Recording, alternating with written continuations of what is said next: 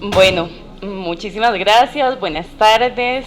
Quiero empezar agradeciendo al Museo de la U y a toda la organización y todas las personas que nos han estado cuidando y chineando estos días, y sobre todo por abrir este espacio. Yo vengo de no exactamente de museos, pero les voy a contar de mi experiencia reciente en un museo. Entonces, gracias por abrir el espacio. En mi presentación voy a darles un poquito de contexto, porque como les decía, vengo como de un lugar diferente en ese sentido. Contexto sobre lo que he hecho antes, el proyecto en el que participé, y luego ya les voy a hablar de una experiencia educativa específica que es la que les quiero compartir más hoy. Entonces, bueno, yo soy antropóloga, arqueóloga, estudié acá en la U, después me fui a hacer un posgrado en la Universidad de Pittsburgh, después hice una residencia de investigación en un instituto, Dumbarton Oaks, y después tuve la oportunidad el año pasado de que me invitaran a hacer una residencia en el Museo Metropolitano de Arte de Nueva York, el Met. Ellos estaban renovando la exhibición permanente de arte precolombino, que se encuentra dentro del ala Rockefeller de este museo, que alberga el arte antiguo de América y el arte de África y el arte de Oceanía. Entonces hay tres departamentos como bien distintos, pero cada uno tiene su propio departamento curatorial y demás.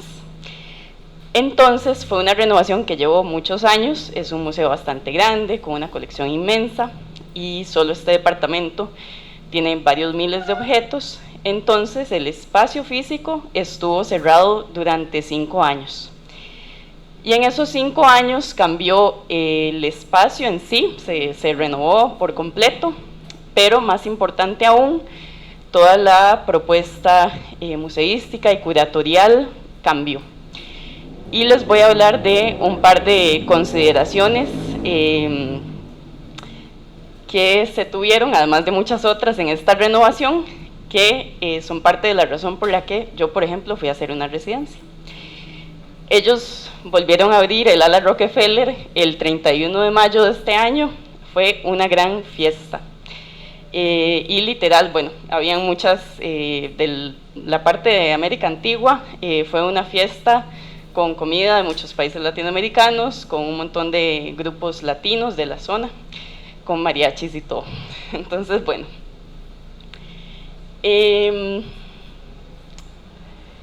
Como les comentaba, hay dos elementos importantes que marcaron un gran cambio en esta renovación.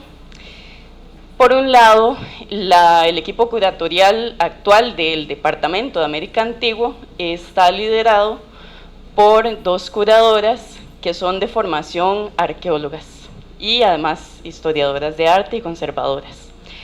Y eso marca una gran diferencia, porque aunque están dentro de un museo de arte, está la comprensión de que lo que hay albergado en ese departamento en particular, además de ser obras de arte, es patrimonio cultural de poblaciones específicas. En este caso, es patrimonio cultural, bueno, de diferentes países latinoamericanos, que hace muchas décadas, por razones ya conocidas, estas colecciones terminaron en museos como el Met y muchos otros, y hasta la actualidad hay muchos objetos ahí. Entonces, primero que todo estaba esta preocupación de cómo se presentan estos objetos, teniendo en consideración que son patrimonio y arte. Entonces, bueno, eso era lo que comentaba, ¿verdad? Es patrimonio cultural. Esta es una de las piezas que están ahí, que es de Costa Rica, característica del sur de Costa Rica. Como les comenté, yo soy arqueóloga. Mi área de especialidad es la complejidad social temprana en el sur de América Central. Y yo hice mi investigación doctoral acá en el sur de Costa Rica. Entonces, de ahí que me invitaron a participar en las últimas actividades de esta renovación. La segunda elemento que era muy importante a considerar en esta renovación es para quién es relevante en esta ciudad ese patrimonio cultural que se alberga en este museo. Y resulta que actualmente en la ciudad de Nueva York, dependiendo de la zona, la población latina va de un 20-25% hasta un 40%, depende de la zona. O sea, hay muchísimos latinos que son personas latinoamericanas migrantes o de ascendencia latina o con algún tipo de vinculación familiar. Entonces, bueno, por ejemplo, en general hicimos muchísimas actividades de las que con muchísimo gusto podemos conversar más después de la ponencia, pero parte de las actividades que hicimos antes de la apertura fueron invitaciones especiales a grupos muy distintos. Algunos de ellos eran, por ejemplo, se llama Josephine's Place y es un grupo de mujeres latinas tejedoras. Entonces ellas fueron algunas de nuestras invitadas especiales a hacer un recorrido de la galería antes de que se abriera. Entonces, en este contexto, tuve la oportunidad de hacer esta residencia. Y es una residencia académica, ¿verdad? No artística. Y básicamente me correspondían, mi trabajo, digamos, se dividía más o menos en dos grandes actividades. Por un lado, actividades de investigación para producir textos, por ejemplo, que están ahora en la página web del MET, en español y en inglés. Y los escribimos específicamente en los dos idiomas, por ser pues, el Departamento de Arte Antiguo de América. La otra parte de mis actividades tenía que ver con actividades de divulgación y de participación comunitaria. Y en esto también organizamos actividades muy diversas, tours guiados especializados para grupos como el que le mostré antes y grupos de estudiantes latinos en Nueva York. Tenemos un grupo de estudiantes mexicanos, que hay muchísimos, peruanos, y yo particularmente organicé una visita para estudiantes centroamericanos, colombianos y ecuatorianos, que están representados en la colección de manera muy importante, pero es una población un poco más pequeña y un poco difícil de alcanzar, pero bueno, ahí lo intentamos. Entonces, como les decía, en 6 meses hicimos muchísimas actividades diferentes. Les voy a hablar de una en particular en la que yo participé. El MET tiene, desde hace años ya, bueno, es un museo privado, pero es concebido como un museo de la gente de Nueva York y la gente que lo visita. Entonces tiene muchas iniciativas que buscan hacer el museo más abierto y más accesible para la población en general. Y una de las cosas que es bastante especial, especialmente en el contexto de la ciudad, es que la entrada tiene un precio específico, pero para los residentes de Nueva York y estudiantes de los alrededores, la entrada es pagando lo que quieran. Entonces, lo que quieran y lo que puedan. Entonces, en términos prácticos, si la gente de ahí quiere, paga. Si no puede o no quiere, no paga y va y disfruta de todo el museo exactamente igual. Además de eso, hay una serie que se llaman MET Expert Talks. En esta serie, que ya lleva años, lo que hacen es invitar personas expertas en algún tema en específico a dar una charla que es abierta al público, a las personas que van a visitar el museo normalmente. Es una charla bastante informal, no es en un auditorio con un podio, sino dentro de la galería y lo más cerca de los objetos posible, del objeto o del grupo de objetos de los que se va a conversar.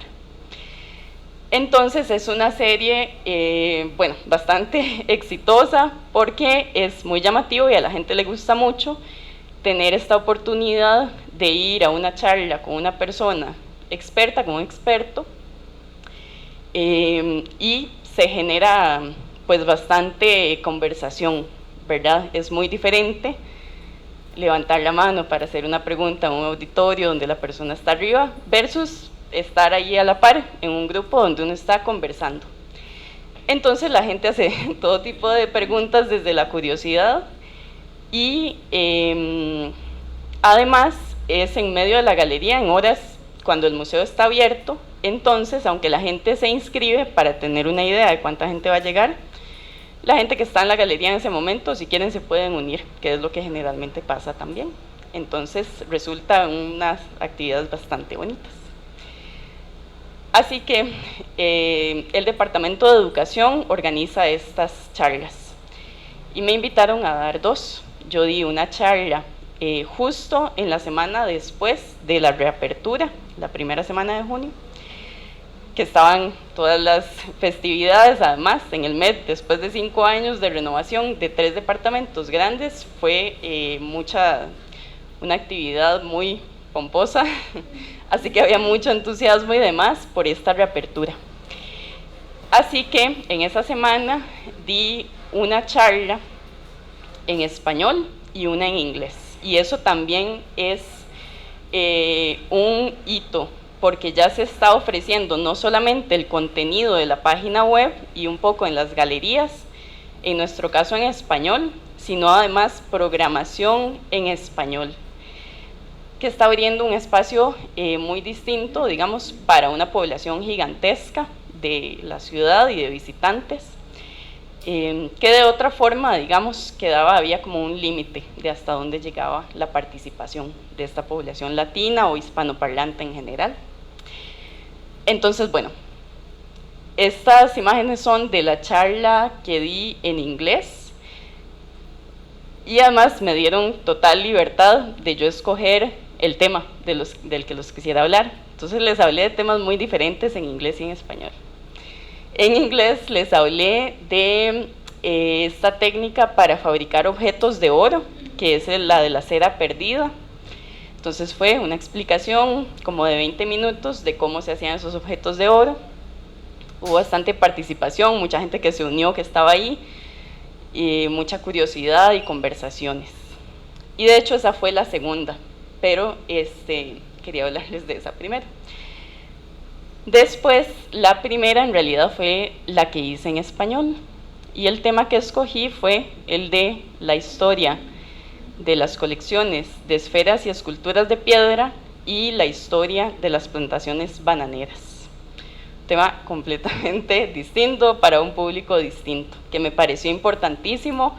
Además, o sea, tener la plataforma de dar una charla de experto en español en el MED, me pareció que era un buen momento, sí,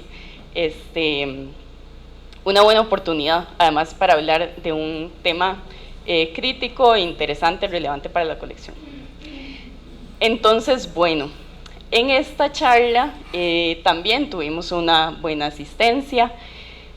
El MED tiene en su colección una esfera de piedra de las del sur de Costa Rica, así que hicimos la charla junto a esa esfera.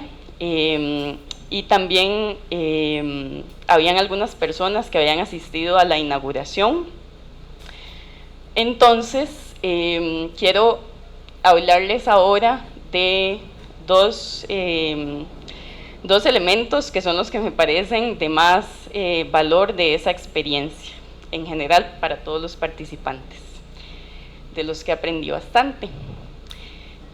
Primero que todo, me gustó muchísimo de este tipo de charlas, que son un espacio de divulgación con base en investigaciones, en mi caso de investigaciones arqueológicas, históricas, y en general las charlas que ellos dan son, digamos, van en esa naturaleza. Sin embargo,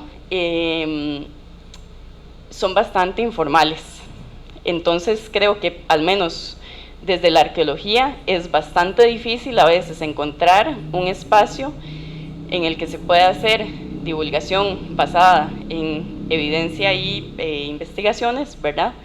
Que llegue a un público abierto de una manera tan directa. Generalmente acá pues es como difícil encontrar esos espacios. Y además, lo que mencioné antes y que conversábamos ayer, que algo que me gusta muchísimo, que definitivamente es diferente de hacer una charla en un auditorio o de una manera más tradicional, es que la gente hace otro tipo de preguntas. Entonces, cuando uno se siente en la confianza de tener una persona a la par con la que está conversando, hay más preguntas desde la curiosidad real de conocer y quizás un poco menos de esas otras preguntas que tienden a mostrar lo que la persona que está preguntando sabe, que a veces hay, ¿verdad?, como esa tendencia, esa es como más la intención en este tipo de conversaciones. Hay más como curiosidad y honestidad en la interacción desde ese sentido. Lo último, de lo que esto ya lo venía viendo, ¿verdad?, cómo se daba en este tipo de charlas. Así se dio en la charla que di. Esta otra es de otra de mis compañeras que estaba haciendo otra residencia en ese momento, que habló sobre felinos en Perú, también un éxito de charla, sobre gatos antiguos del Perú. Pero lo otro, en lo que no había reflexionado, digamos, tanto antes de dar la charla, y que me pareció interesante, es además el tema de la representación. Cuando la gente, cuando se anuncia, ¿verdad?, el Met Expert Talk, y la gente dice, bueno, va a haber un experto dando una charla, y ya se imaginan a alguien, ¿verdad? Y llegaron muy interesados, porque era de Costa Rica de Plantaciones, y se encontraron una arqueóloga bastante joven, de Costa Rica, latina. Entonces también como que eso fue un elemento de sorpresa y curiosidad y entusiasmo, porque generalmente, bueno, es difícil para muchos vernos representados en espacios como estos, y de diferentes formas, ¿verdad? Nadie me puede representar al 100%, ni yo puedo representar a alguien más al 100%, pero sí hay elementos que son importantes. Entonces la gente mostró como bastante entusiasmo, número uno, el hecho de que fuera una charla en español, de que fuera, bueno, una arqueóloga de Costa Rica, y que estuviese haciendo esa residencia en una plataforma como la de el MET. Además de todo esto, ese día fue un día histórico, porque la foto, bueno, estos eran unos ejemplos. La foto de acá fue la visita de estudiantes centroamericanos, colombianos y ecuatorianos. Y esta de acá fue de ese día de la charla en español, y quienes me acompañan ahí son dos colegas. Un colega, Roberto Herrera, que es arqueólogo de familia tica, que vive allá, y el otro es Francisco Corrales, que es arqueólogo del Museo Nacional acá de Costa Rica. Y Francisco fue uno de los coanfitriones de la apertura. El MET invitó para esta apertura a una serie de investigadores y académicos de Latinoamérica para trabajar en esta reapertura, a muchísimos, pero algunos eran invitados que tuvieron mucha más participación, y uno de esos fue mi colega Francisco. Entonces ese día nunca habían habido 3 arqueólogos de Costa Rica en el MET, y menos dando una charla. Entonces, bueno, fue una experiencia bastante enriquecedora y en general de mucho aprendizaje, y yo creo que de mucho valor, tanto para nosotros como las personas que asistieron a este tipo de charlas. Muchísimas gracias. Acá están mis datos de contacto. Yo ahorita estoy dando clases en la Escuela de Antropología, pero esa experiencia me encantó, y por eso cuando vi este encuentro me apunté, porque me gustó muchísimo ese trabajo en el museo, que es muy diferente del trabajo en otros espacios académicos. Entonces, muchas gracias.